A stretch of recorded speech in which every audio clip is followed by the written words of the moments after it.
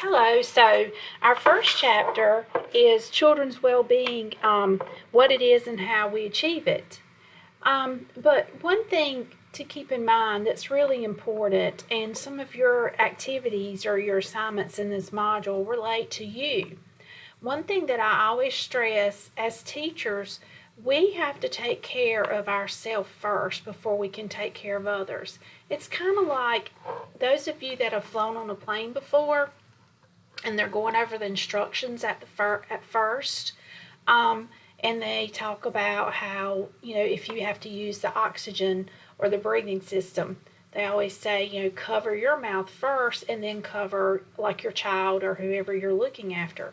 Because if you try to concentrate on the child or the other person first, you're going to get stressed out, and neither one of you may end up helping.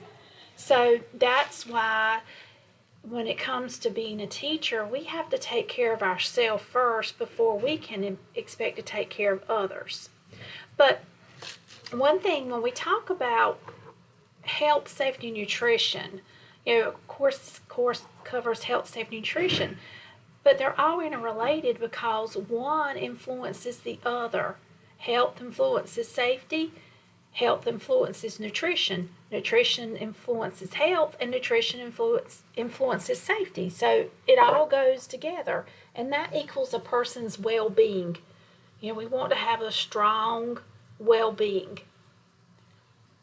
As a reminder, please make sure you look at all resources in the resource section, because I will be checking to make sure you viewed all resources. Thanks.